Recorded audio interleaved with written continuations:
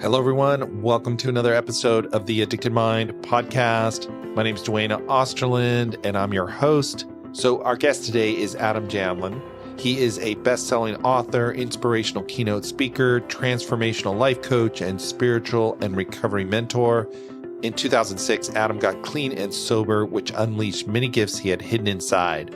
Adam inspires and teaches those fighting fears, alcoholism, and addiction to unleash their inner hero. He is author of the best-selling book, Lotsaholic, From Sick to Sober Superman. At 30 years old, Adam Jablin had everything a successful businessman is supposed to desire: a beautiful wife, a newborn baby, a gorgeous home, a sculpted body, a steady career. But instead of being happy, he was in the grips of alcoholism and addiction. And finally, through an intervention, was able to find peace and happiness on the other side.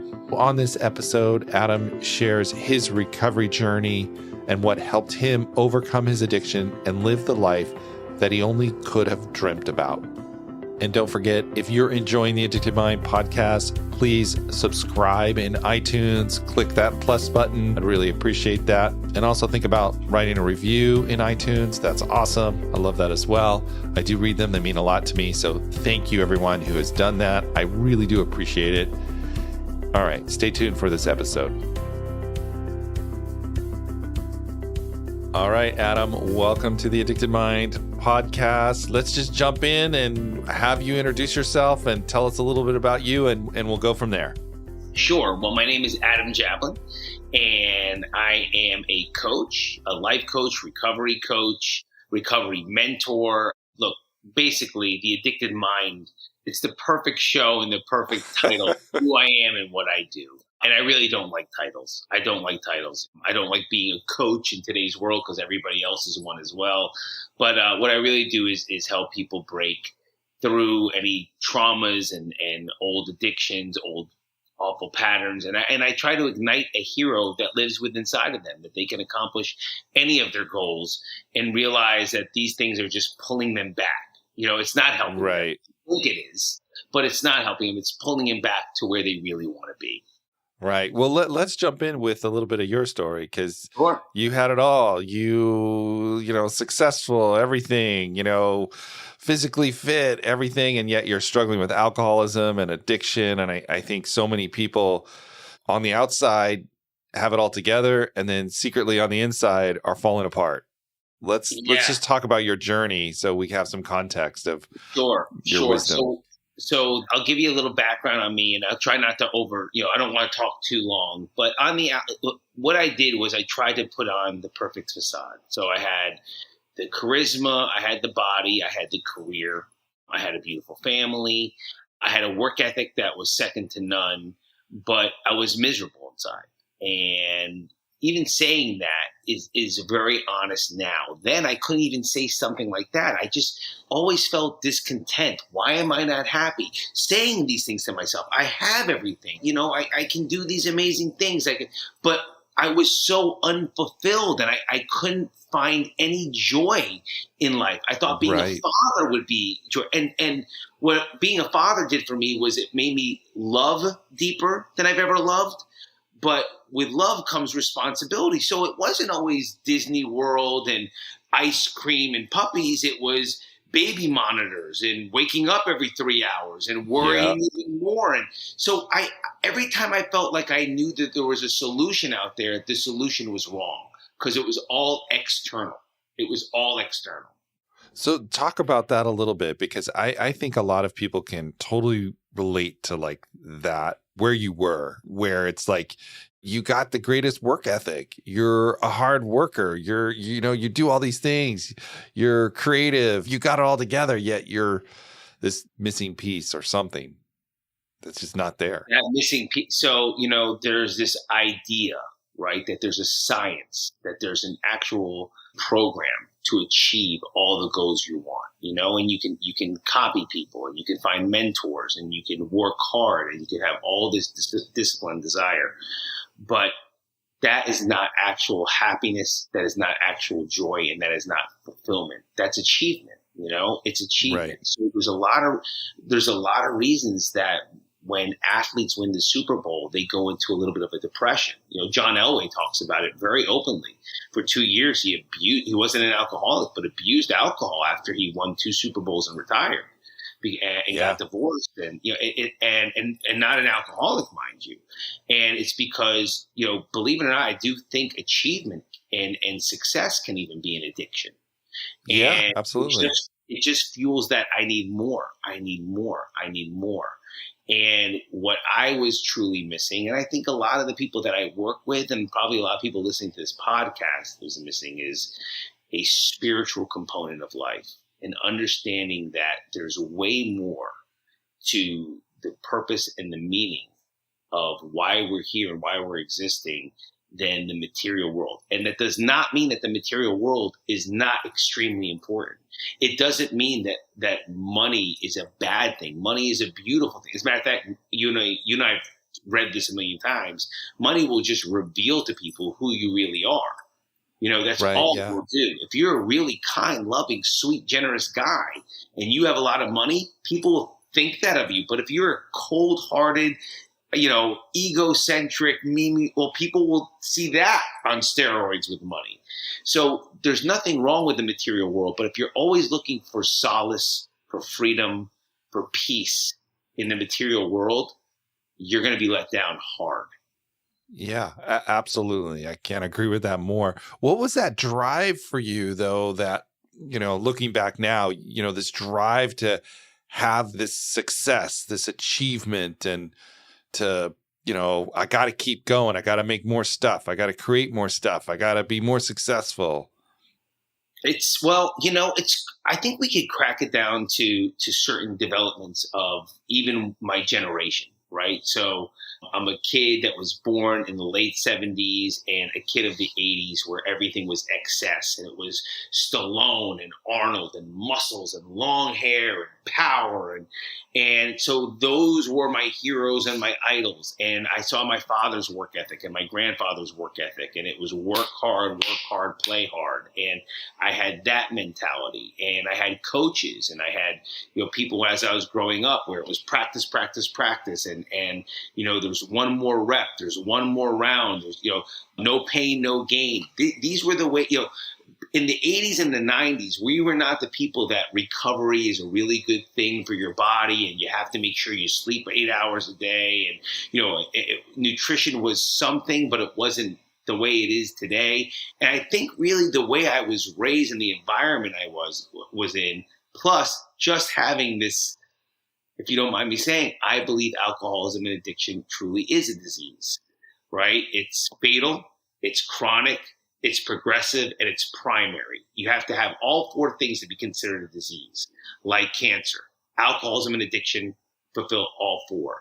And when you have something in your mind that has that, these addictive behaviors can go into good things when you're a kid or negative things. So this drive and this obsession to be relevant, to have some sort of respect, this idea that if I could be significant in some way, if I can hold court in some way, it wasn't just an Adam Jablin thing. It was really kind of, like even the bands I grew up with, it was big hair and big guitars, and and it was just like more, bigger, more. Yeah, and bigger. You just have to push yourself. There's no, if you're resting, you're weak.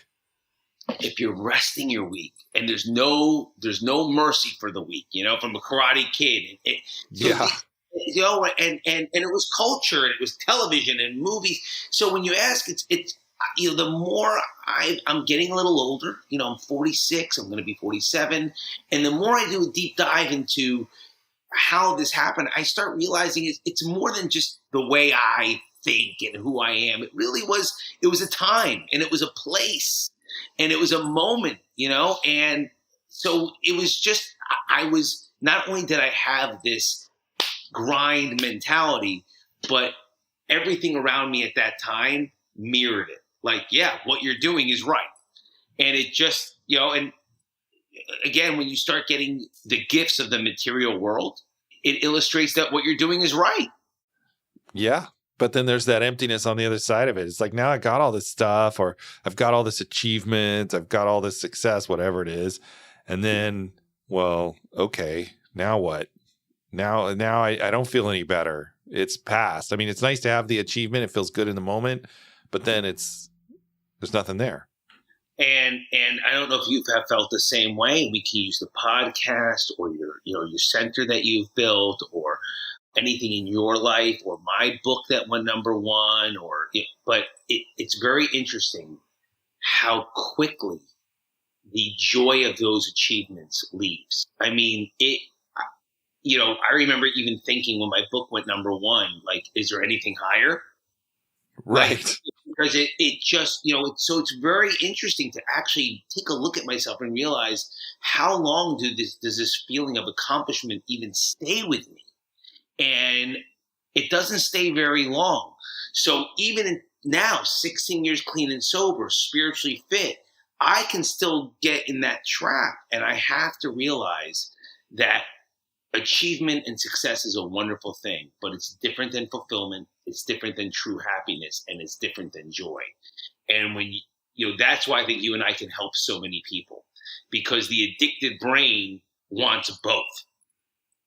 It just wants that dopamine hit, that instant, like, yes. Oh, wow, this feels great. I've just achieved this. It's awesome. And but then that fades, and there's nothing else there. If a reward, right? I just crushed my workout, so I deserve the piece of chocolate cake, right? It's just constant reward systems. So, like I was telling you when we started, this is the perfect podcast for me to shoot the shit with, because I have the addicted mind. The name of my book is Lotsaholic. As in, everything I did a lot. I did a lot, right? That's what they made fun of me in rehab. These guys that were shooting heroin, smoking crack, doing things that, like, I had done synthetic versions of them, but, like, really, really, speedballs, things that I had not played with. They were like, he's the worst of all of us, because anything I did a lot. More is better in every area. Meditation, prayer, exercise, nutrition, more. And what I had to learn is less is more. Yeah. To be able to step back and just be. But that if you're uncomfortable with yourself, being is just doesn't feel very good. I got to go back to achievement. I just got to go back to achievement, because being is like, I don't know if I want to sit there too long. Yeah. And I think that's something that you and I really try to help the people that are listening now, or the people that we work with, either in a group setting or one-on-one, is that it's very cliche now, because recovery is so big that the things that I heard when I first came in 2006, now I see everywhere. So thank God our culture has adopted that being an alcoholic and an addict is normal. Thank God it's opening up. But I remember hearing for the first time there's a difference between being a human doing and a human being, and being like, whoa, like these were, whoa. I remember hearing that, being like, what the hell is that? Doing. I remember somebody telling me the next stop, it's always death, institutions, and jails. And the first time I heard that, it scared the hell out of me, when it came to the addicted mind and where alcoholism and addiction can take you. Now I say it like it's nothing. Jails, institutions, or death. Those are your options.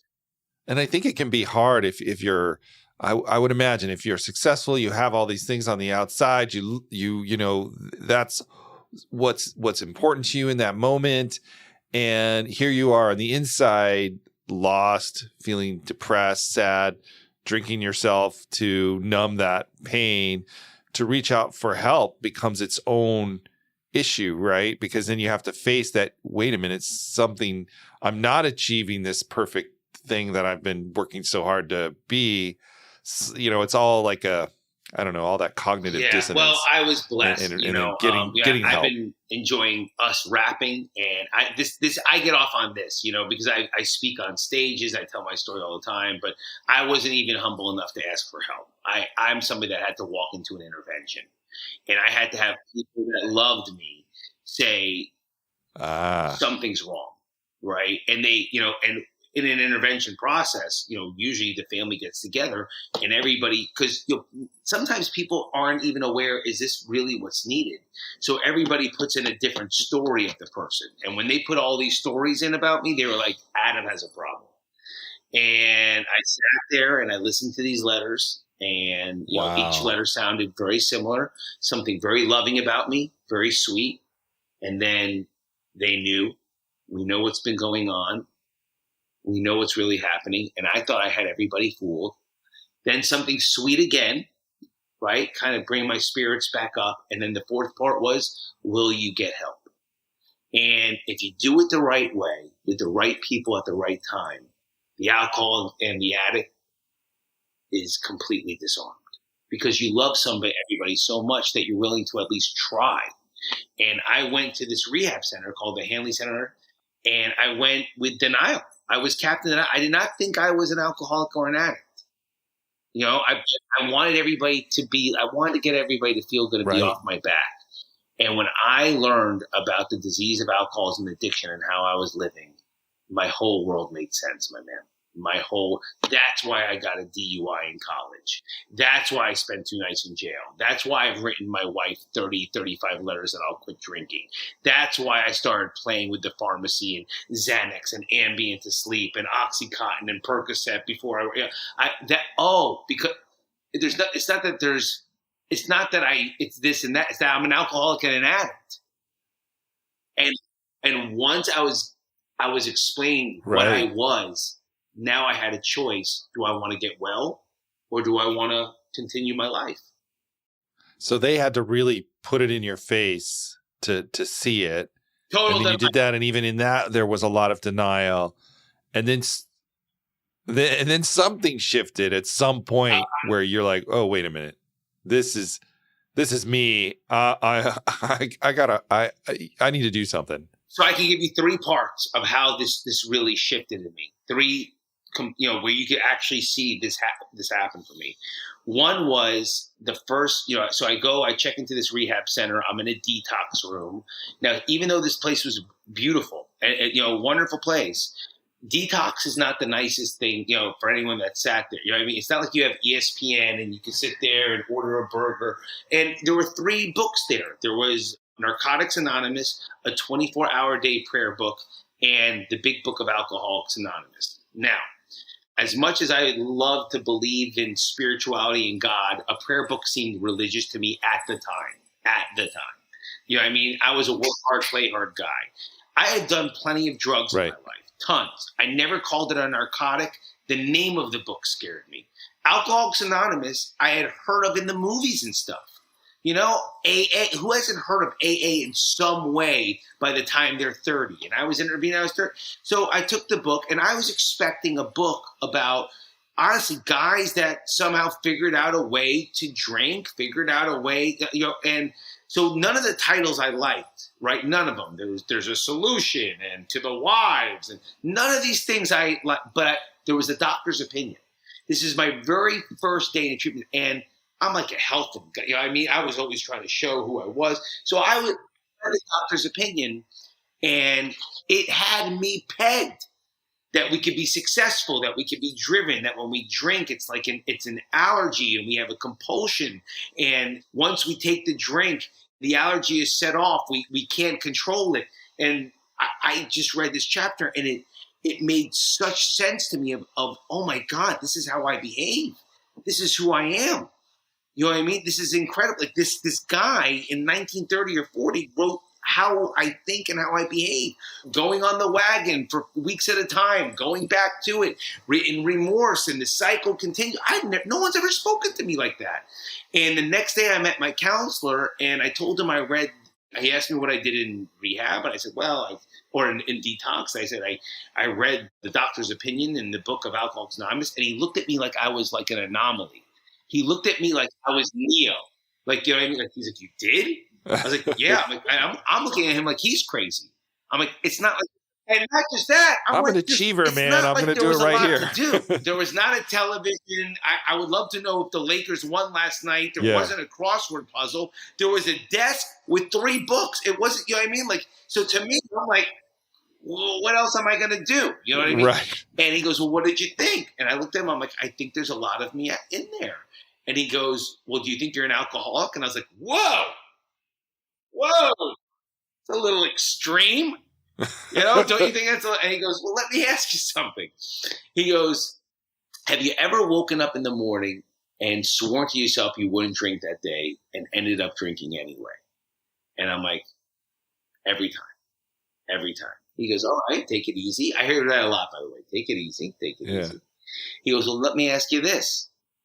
He goes, have you ever said to yourself, okay, tonight I'll have 2 or 3, but then when you started, you couldn't control it? And I'm like, every time. He goes, well, if that's the case, and if you swear to yourself in the morning that you won't drink and you end up drinking anyway, and then you make that deal with yourself that tonight you only have 2 or 3, but when you start, you can't control the amount, wouldn't you say you were powerless? And my man, I couldn't see a way out. You know what I mean? His bishop, my pawn, it was checkmate. I was, yeah, I guess I'm powerless. He goes, okay, would you say your life is unmanageable? And I'm sitting there. Now just realize I'm in a treatment center, right? I'm sitting there with this counselor, probably brushing my beard. I remember it. You know, I could relive it. And I'm thinking, you know, I just got this order from Victoria's Secrets, $25 million order. Yeah, I just got the house, have a baby, you know, the hot wife, and and he's looking at me like I'm crazy. And he bangs on the table, loud as can be, goes, Adam. And I'm sitting here taking stock of my life. You know, he goes, you're in rehab. And I was, I'm like, oh. You're like, wait a minute. And that's the guy you're talking to today. That's how bad my denial is. I'm sitting with a counselor in a rehab center talking about, I just admitted that I'm powerless over drinking. He asks me, do I think my life is unmanageable? And I'm thinking, not really. It's amazing how the brain can work around that cognitive dissonance and just kind of like, no, I'm fine. Just because people did an intervention on me and are telling me this, they must all be wrong. Unbelievable, right? So then I go to what would you and I call a lecture, and it was a guy by the name Dr. John Diven, who's a phenomenon, and you could look him up. He'd be a wonderful guest, and he gave us a lecture, me and these 30, 40 alcoholic addicts, on healthy spirituality versus unhealthy spirituality. And I didn't even know there was such a thing. But I felt like this lecture was for me, because one of the things he taught me was, he said, spirituality is like muscles. You cannot get more spiritual. And that hit me. You cannot get more spiritual. So God has given us all the muscles we're ever going to need, right? Bicep, tricep, deltoids. You can't get more muscles, right? I can't get another deltoid, another bicep, another. But what you can do is you can make what God gave you healthy, fit, full, strong, right? But you can't get more of it. You can just enhance it. And spirituality is just like muscles. You can't get more of it. But everything is in you that God gave you. And you can make it bigger, faster, stronger, more powerful. And that hit me. And then he goes, you can see healthy spirituality versus unhealthy spirituality. Healthy spirituality, people look alive and their eyes are open like yours. And there's almost a light that comes out of them, a celebration, and they find their words easy and they're happy to communicate and they're happy to talk. But unhealthy spirituality, you can see too. And people, there's like a dark cloud around them, and there's a lack of intimacy, a lack of eye connection, and they can't find words. There's a and a and guess which one I was at that time? Yeah. You know what I mean? I was, and then the third thing that happened was I had to meet a guy named Father Ron Bersha. Father Ron Bersha, a Catholic priest that has his own office in this rehab center. Now, I'm a Jew from Jersey, and we sit down, and I love this guy, just his aura, his energy. I felt a kinship with him. And I'll never forget him asking, hey, Adam, do you believe in God? Now, if you're like me, and most of us are, like we're quick with the tongue, we're quick with the wit, and if a Catholic priest asks you if you believe in God, 99.9% of the people are going to be like, yeah. What else are you going to tell a Catholic priest that's asking you in his Right. office if you believe in God? Right. And he could tell that I was full of it. He could just tell. But he goes, can you please stick your arm out? And I stick my arm out, and he does this, right? And I'm looking at my arm, and he goes, do you see what I did there? So I'm looking at my arm. I look at the priest. I look at my arm. I'm like, Father, I'm Jewish. Maybe there's a disconnect. He does it again, right? He goes, you see what I did this time? I'm looking at my arm. I'm looking at the Father. I'm looking at my arm. I can't figure out what this guy's talking about. I'm like, Father, I'm sorry. I'm apologizing. He does it again. He goes, and just so our listeners can see that you're putting your hand on your arm. Oh, right? Yeah. Oh, okay. They're not going to watch this visually. So, well, some will see a video, some will hear it, but just okay, so they know. Yeah. So he keeps putting his fingerprints on my arms, right? But I'm not seeing that. And all of a sudden he goes, you see it this time. Now I'm uncomfortable. Right now I'm uncomfortable because I have no idea what the hell this guy's talking about.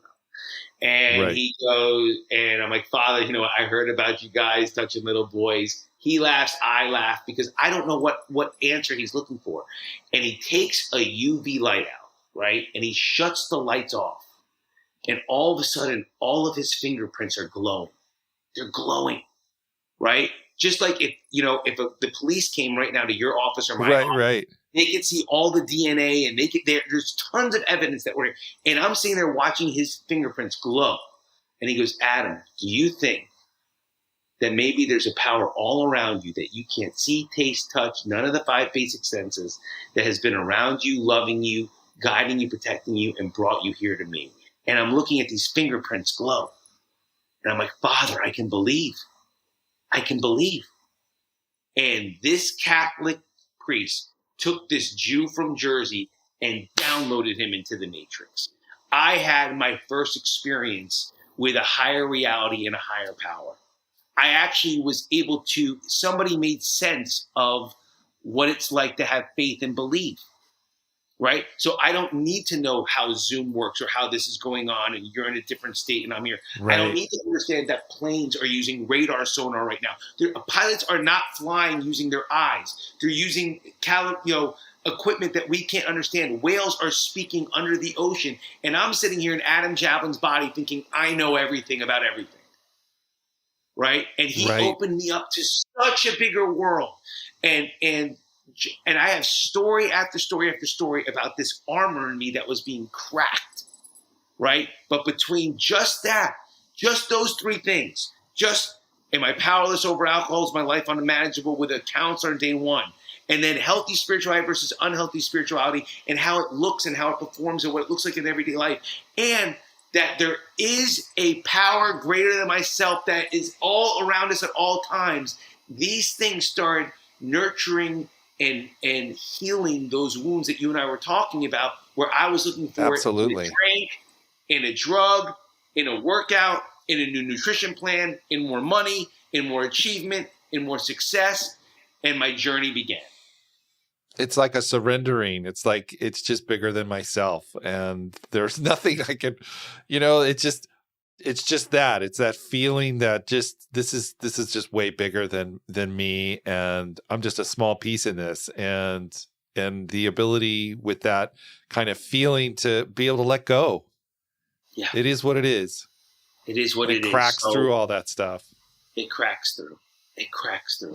So I had to tell my story for the first time. I didn't even know I had a story. I remember them telling me I had to tell my story in 10 days.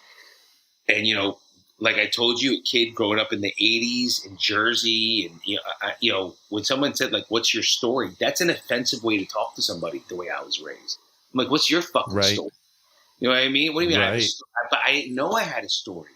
I didn't know that I had all these causes and conditions that led me down the road. I didn't know that growing up the fat kid really made me that insecure, and that I became a people pleaser, and I made everybody laugh with my personality because I was the fat kid. And I didn't know that moving to Boca Raton, Florida when I was 12 or 13 and being overweight really played with my psychology that much. And then deciding my mom buying me Flex magazine and Muscle and Fitness magazines back in the day, and Arnold Schwarzenegger encyclopedia of bodybuilding, and learning how to take care of my body and eat right, and how in 4 short years I went from being the fattest kid in the class to the best built kid in the class.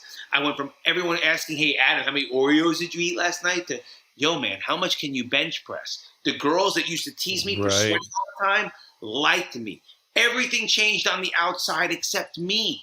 I was still that insecure class clown, make you laugh with me. But now I have these muscles, and I have this emotional and physical intelligence that I didn't have before. And I'm starting to play sports with the older kids because I have this ability. And the older kids, like, there's just something about in high school and middle school, older kids just seem cooler. They have more freedom. They're about to go to college. I don't know what it is at that age, but these kids were like gods, and they're hanging with me, and they're experimenting with alcohol and drugs. And my man, all I can remember is the first time I had a Coors Light or I had a puff, and it fixed something inside of me that I did not know was broken. It fixed it. And now my insides of being relaxed and happy and confident matched my outsides, and Superman came out. It was like, yo, the party's with me. Here's the guy.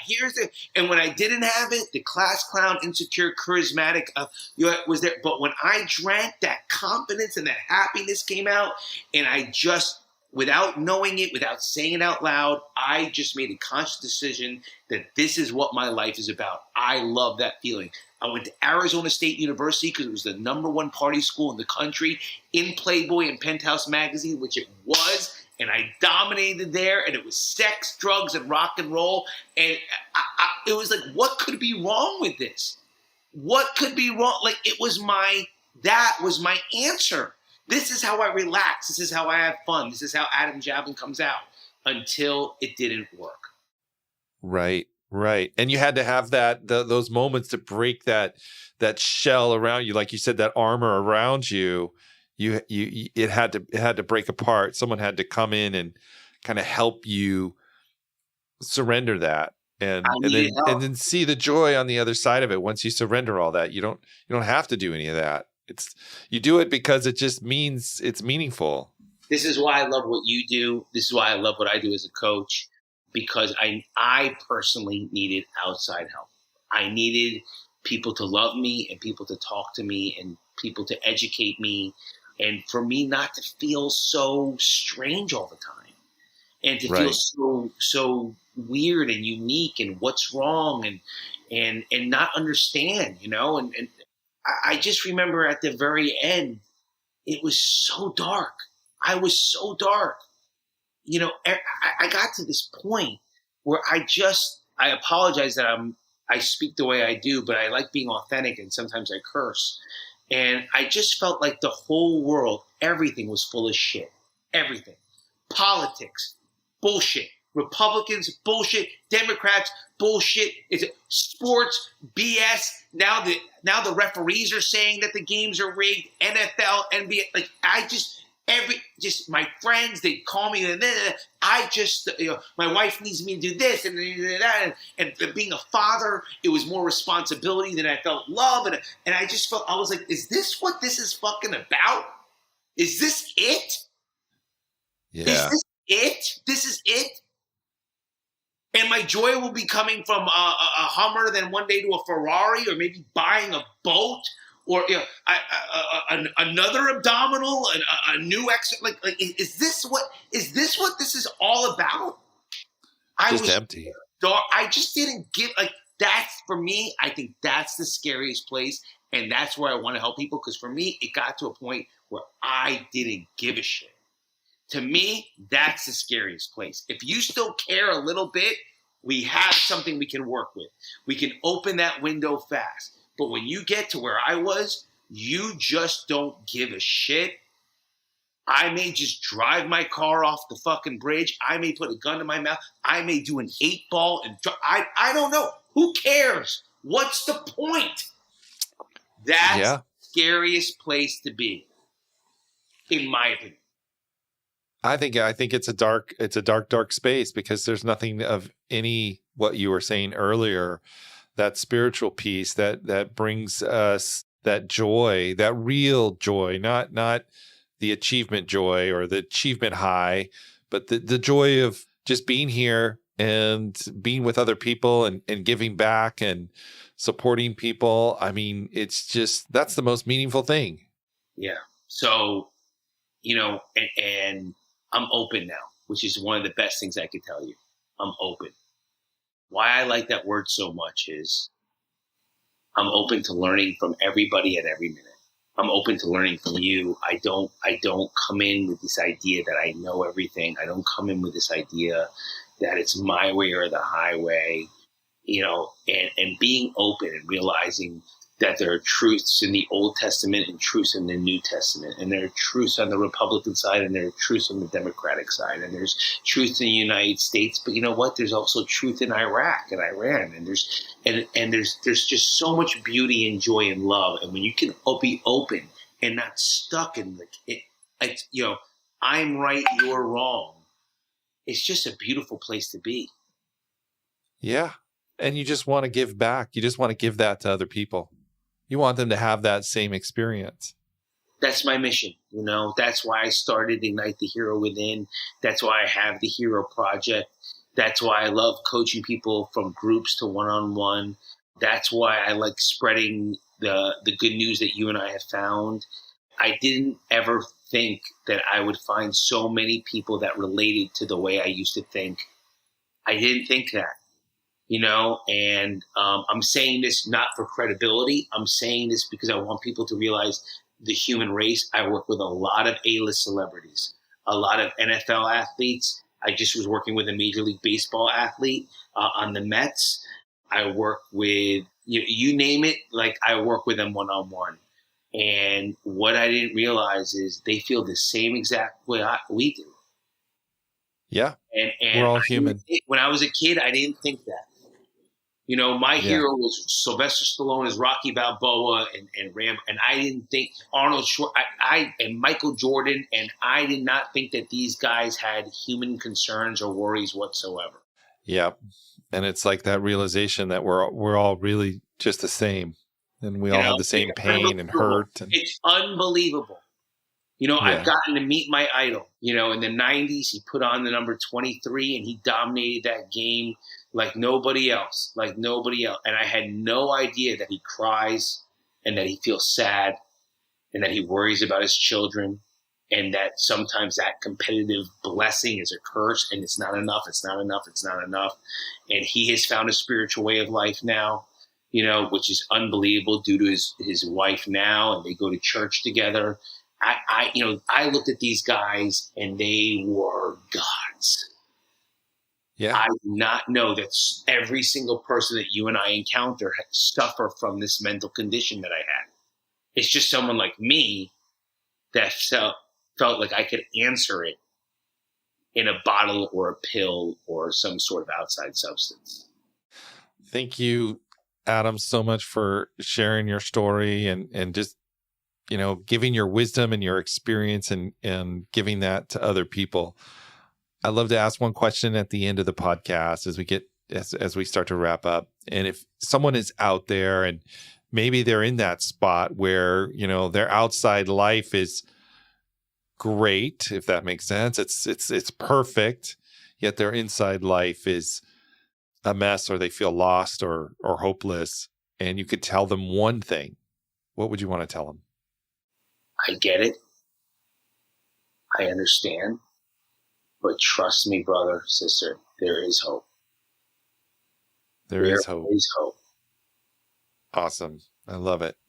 There is always hope. There's always hope. And I do think that sometimes they really, because I was that guy. And maybe you were too. I'd love to hear your story a little deeper. But most people, those first few sentences in the beginning, those first few words, that's the part sometimes they need to hear more. They maybe even think there's hope, but you're like, they look at you like, you get it? Like, yeah, I get it. I really do. Totally. I totally understand, Adam. I totally get it. Yeah. Been there. Yeah.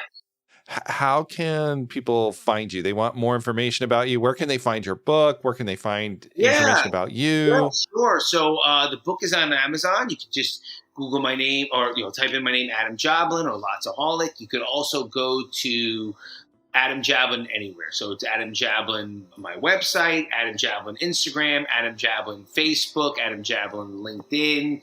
We're just starting to develop a TikTok page because really it's just about getting the news out there. Absolutely. I'll put all of those links in the show notes as well at theaddictedmind.com, so you can check them out there. Adam, thank you so much for coming on and sharing your wisdom, sharing yourself with the Addicted Mind audience. I just appreciate it.